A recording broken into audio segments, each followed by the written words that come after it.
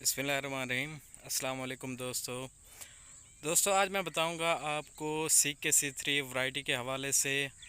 इसका एक रिव्यू दूंगा कि ये कैसी वैरायटी है। और जो पिछले सालों में बहुत ज़्यादा कहा जा रहा था कि जो है ना CK-C3 जो वैरायटी है, तो इसने ज़राअत में और कपास की जो फील्ड है उसमें इनकलाब बर्पा कर दिए और ये बहुत ही ज़बरदस्त वैरायटी है।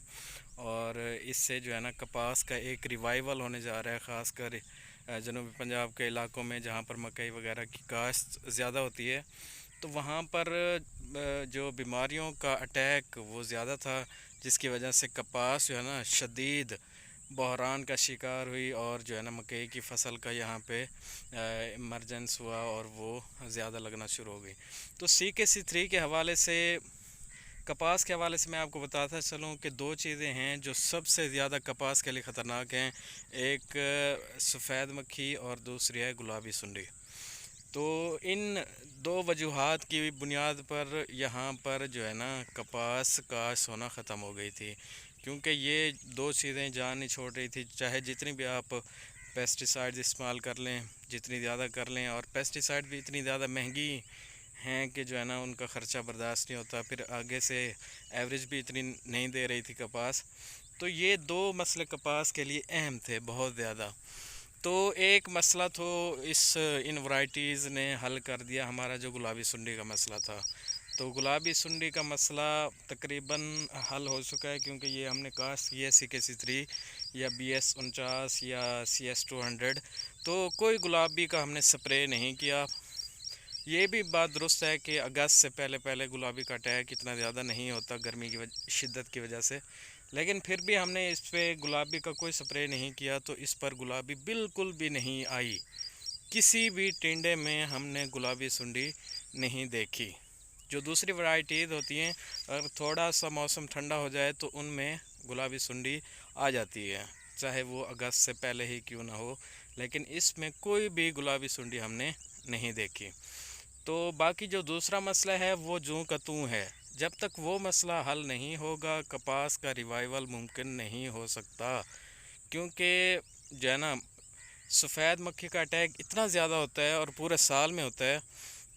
जब तक ये कपास रहती है इतना ज़्यादा हो जाता है कि फिर उसको कंट्रोल करना एक तो मुश्किल होता है, और उसकी वजह से फल का जो है ना केरा हो जाता है सारा।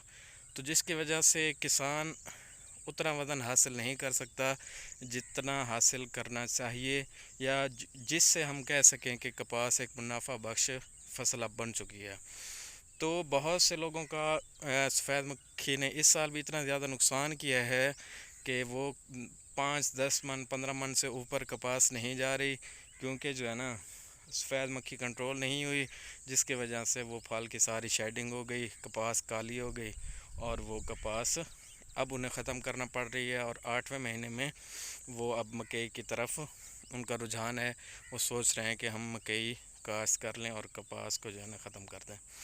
तो CK-C3 के हवाले से मैं आपको बताता चलूँ कि इसने हमारा गुलाबी सुंडी का मसला तो हल कर दिया, लेकिन इसका एक ये मसला है कि इसमें जो है ना वाइट फ्लाई का अटैक बहुत ज़्यादा होता है, बहुत ही ज़्यादा होता है, क्योंकि इसका पत्ता होता है ज़रा चौड़ा, जिसकी वजह से जो है ना इसमें वाइट फ्लाई का अटैक बहुत ज़्यादा होता है। तो वाइट फ्लाई के अटैक की वजह से ये थोड़ा सा जो है ना इसका मसला है कि ये ख़त्म होने का ख़दशा रहता है इसमें। तो बाकी फल के हवाले से मैं आपको दिखाता चलूँ कि अच्छा फल लेती है ये अगर मैं आपको कैमरे से दिखा सकूँ, ये टिंडे वगैरह अच्छे हैं इसमें।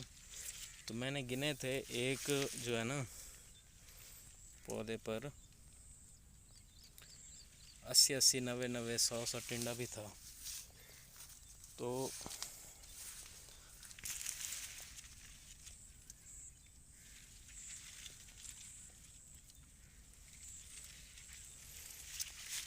तो ये है थोड़ा बाहर बाहर से। तो बाहर से फसल जो है ना अच्छी है, क्योंकि यहाँ पर स्प्रे दोबारा दोबारा होती रहती है शायद, या हवा लगती रहती है, जिसकी वजह से यहाँ पर जो है ना वाइट फ्लाई का अटैक कम हुआ है, जिसकी वजह से इसके फल की शेडिंग कम हुई है। अगर मैं दरमियान में आपको दिखाऊं तो दरमियान में इतना ज़्यादा फल मौजूद नहीं है, शेडिंग हो गई है, और इसकी एवरेज जो अभी तक आ चुकी है वो 5 मन है, 5 मन फ़ी एकड़। तो ایکسپیکٹ یہی کیا جا رہا ہے کہ 15 سے 20 من، یہ جو پکا پڑا ہے 15 سے 20 من، امید ہے اس سے مزید آ جائے گا. تو یہ 20 من کوئی اتنی زیادہ ایوریج نہیں ہے اگر دوسری فصلوں کا مقابلہ کیا جائے. جس طرح مکئی ہے، مکئی جو ہے نا اس دفعہ گرمی کی شدت تھی جس کی وجہ سے اتنی ایوریج اس کی نہیں آ رہی مکئی کی. تو جو ہے نا اگر مکئی 80 من بھی آ رہی ہے، 90 من بھی آ رہی ہے، تو اس حساب سے 1.5 لاکھ سے اوپر کا ایکڑ جا رہا ہے. تو یہ اگر 20 من آتی ہے تو 1,30,40,000 کا ایکڑ پہنچتا ہے. تو پھر بھی معقول ہے، لیکن جس طرح ہونی چاہیے فصل اس طرح، یعنی جس طرح منافع بخش ہونی چاہیے کپاس، اس طرح نہیں ہے. تو جب تک یہ سکنگ جو پیسٹ ہیں، یہ تھرپس اور سبز سیلا اور سفید مکھی، ان کے حوالے سے کوئی ریزسٹنگ ورائٹیز نہیں آئیں گی. یعنی ایسی ورائٹیز جو ہے نا متعارف کرانی چاہیے جو سفید مکھی کے خلاف ریزسٹنس رکھتے ہوں، جس طرح یہ گلابی سن کے خلاف رکھتے ہیں. تو پھر انشاءاللہ کپاس بہت ہی زیادہ کامیاب ہوگی اور کسان خوشحال بھی ہوگا کپاس کی فصل سے. تو امید میں یہی کرتا ہوں، اور اپنے جو ہمارے سائنٹسٹ ہیں پاکستان کے یا زراعت آفیسرز جو ہیں ان سے بھی میں گزارش کروں گا کہ زیادہ سے زیادہ کوشش کریں کہ آپ سکنگ جو پیسٹ ہیں ان کے ریزسٹنس ورائٹیز نکالیں. ایک دو میں نے دیکھی ہیں ورائٹیز سوشل میڈیا پہ، آربٹ جو سیڈز والے ہیں ان کے پاس ورائٹی ہے جو وہ کہہ رہے ہیں کہ 2024 میں متعارف کرائی جائے گی، جس میں وہ جو ہے نا وائٹ فلائی اور سب سیلا کے خلاف ریزسٹنس رکھتی ہوگی.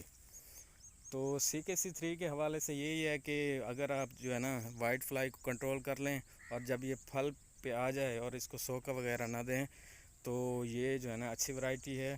باقی اس کا پتہ بہت چوڑا ہے جس کی وجہ سے وائٹ فلائی کا اٹیک بہت ہی زیادہ ہوتا ہے. اگر آپ وائٹ فلائی کو کنٹرول کر لیتے ہیں تو آپ اس سے کر سکتے ہیں.